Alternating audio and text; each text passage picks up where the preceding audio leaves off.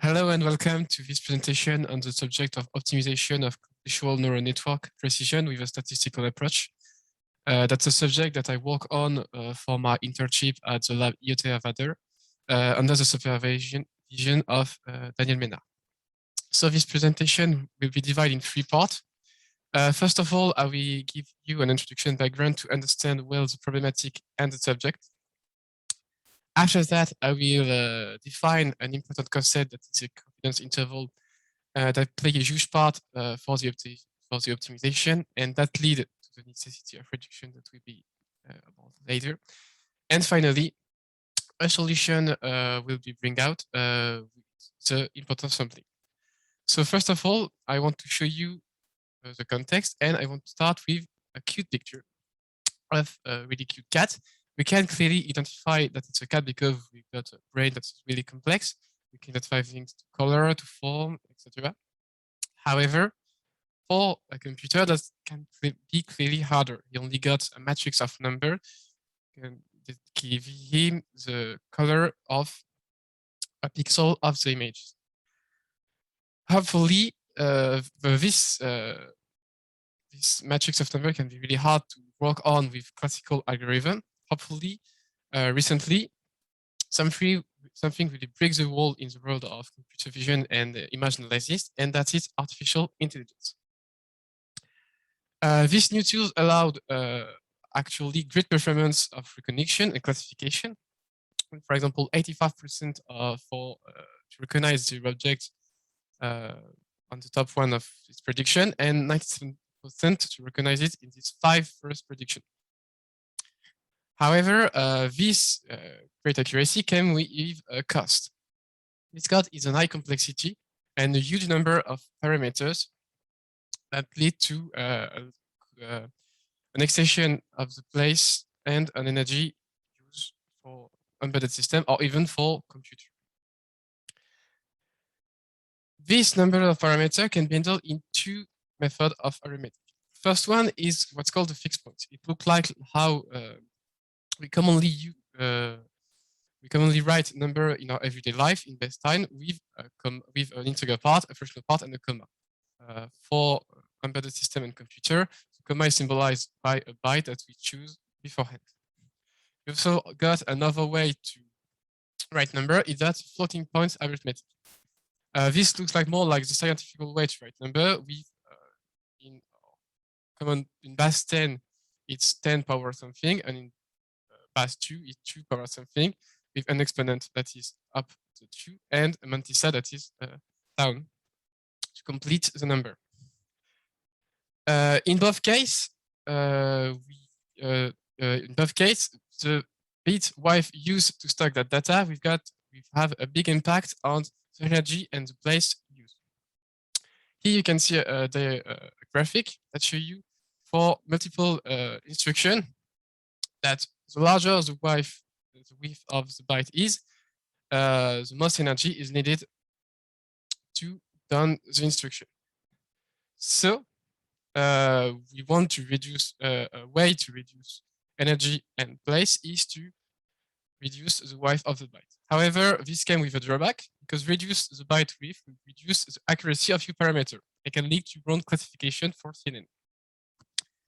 That's why when we want to optimize this bit width, we need to determine the degradation done by the reduction.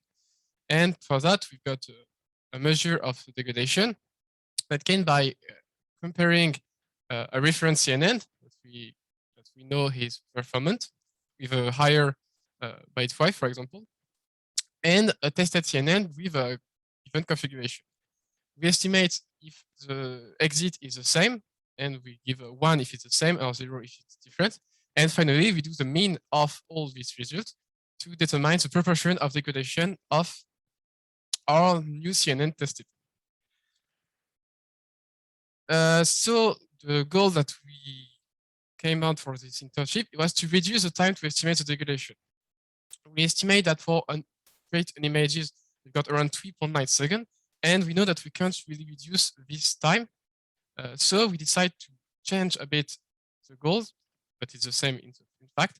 It's to reduce actually the number of images that we have to treat to estimate the degradation. But as I told you earlier, we put some images as input to determine the proportion, but we need to know how many. And to determine how many, we need to define a confidence interval. This confidence interval is actually a margin of error around our probability that we estimate. This can be determined by mathematical tools that you can see on the right. And it more but we use images, more images that we use this, the more this margin of error will reduce, the more will be accurate. This confidence interval evolves really slowly in a way, depending it's over 2,000 images, and it can lead to thousands of images only to lead to a margin of error of 1%. Even if thousands of errors don't seem for you a lot of images to treat, for only optimize 15 parameters, we know that we have to do this estimation around 100 of time, at least, only for 15. And it goes exponential as we augment our number of parameters. So we need to examine on what parameter this margin of error depends to reduce the number of inputs that we need. So first of all, we've got a parameter that is the z-score for standard normal distribution for iFixit. That's the first parameter that appears, and that's a constant. So we can't rely on them to reduce the number of inputs because it's a constant. After that, we got p, the probability that was estimated before. However, that's the result, so we can't change the result to reduce the number of inputs. Also, we got the number of input, but that's what we want to reduce. So the last parameter that we can change is the variance of the draw that we have done to estimate the degradation. And that's the point that we want to reduce the number of inputs. So for that, we looked up for a solution, and that solution were the importance sampling. The main goal of the main idea of the importance sampling is to weight images depending on their impact on the variance. And once we decide a good weight that reduces maximal this variance, we then add this weight to the estimation of the degradation and avoid a bias. In a more mathematical application, this can move to modify the density of probability and to change it and give some weight, as I told you, to images that are more viable for variance. Hopefully, thanks to MathChaser, we know the best density that we can be used for this importance sampling and reduce its variance.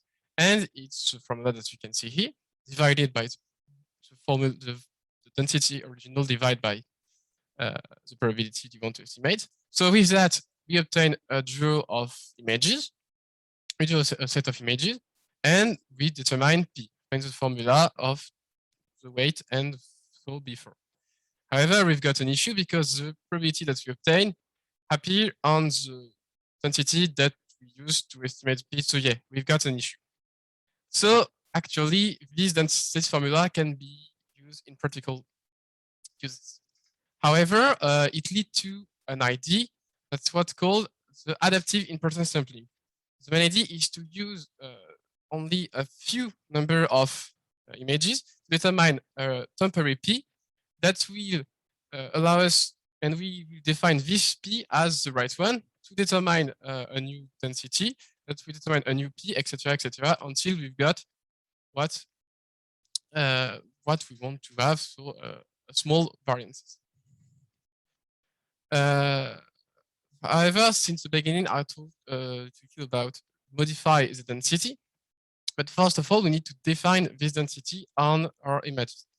For that, we need to define a range of difficulty. And for that, we use the number of test fails.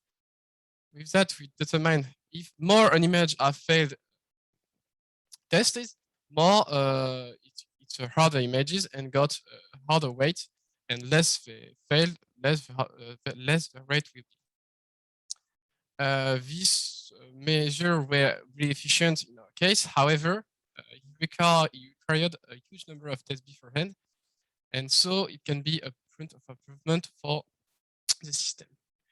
As for the result of the inductive importance sampling, we tested on full optimization of a CNN to determine with only 15 parameters.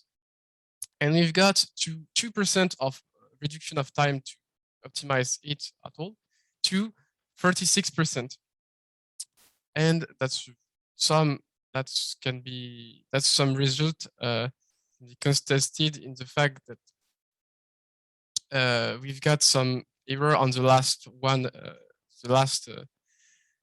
comparison, but it's lead to short reduction, but still reduction.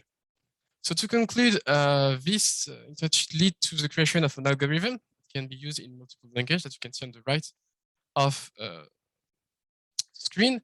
And this algorithm can be used on multiple systems, can be optimized. We talk about CNN, but also filter, etc., to reduce the number of bytes. It's really time saving, but actually, due to the choice of the scaling, I thought before it required treatment before end and huge number of operations. So that's the end of the presentation. I want to thank everyone in the lab to give me the opportunity to realize this project and this presentation. And my supervisor for this advice, and Mrs.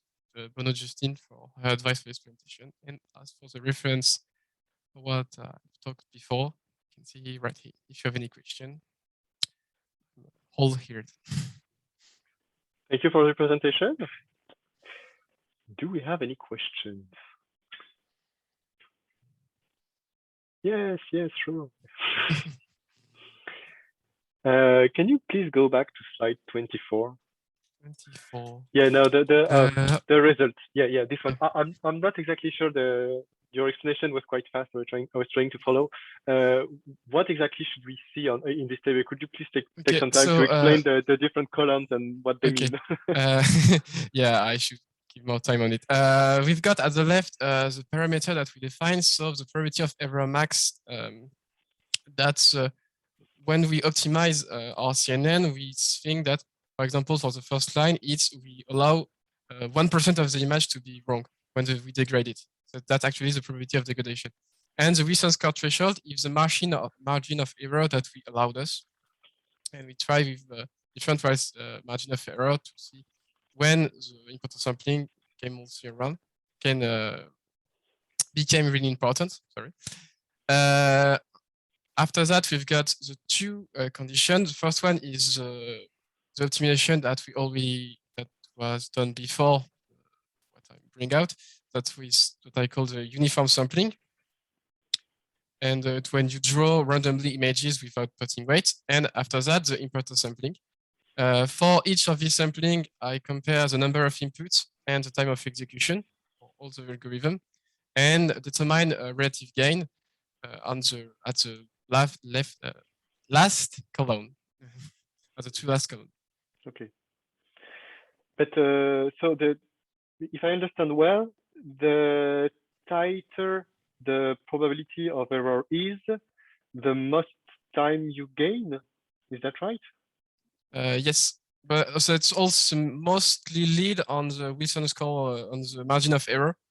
You can see on the third line and the fourth line, the probability of degradation is the same, but with a margin of error really huge, we've got a little time saved, and with a small one of 1%, we've got a 50% chance. But yeah, it's lead to also the probability of degradation, because we came into the part that's what's called rare event in statistics, and we are gonna need more input, because we want to look at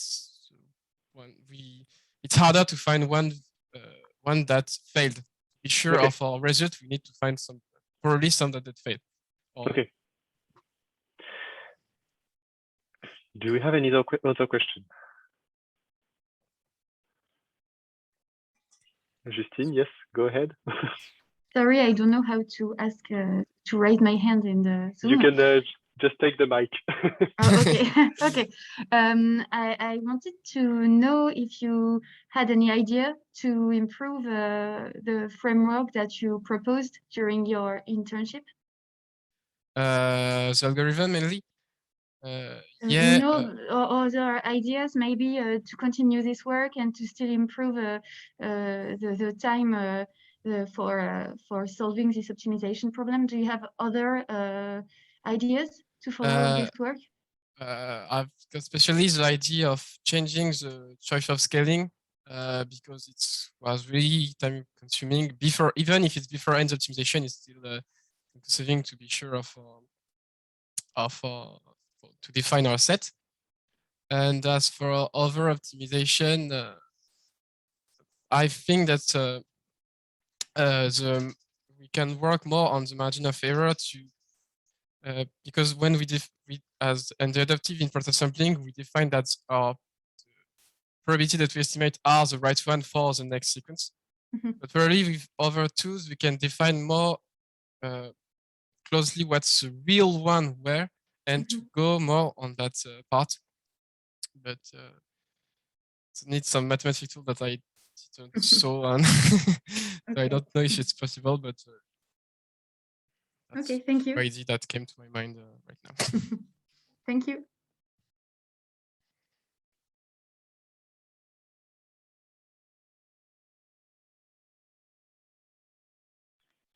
Is there any other question? I have one last one just to make sure I understood correctly. When you say that what you compare is the difference between the modified, let's say, network and the original network, but what do you verify? Do you verify that the result remains the same? Yes. I mean, what is an error? Is it when the output is different, or is it when the output becomes wrong when it was right? It's become different. We assume that our reference CNN is optimized one, the best one that we can do, because because we want to measure how it was degraded, because the reference CNN is one that we've got at the origins, the first one that we got. So we know that we can do better than this with reducing our parameters. So compared to this CNN precision.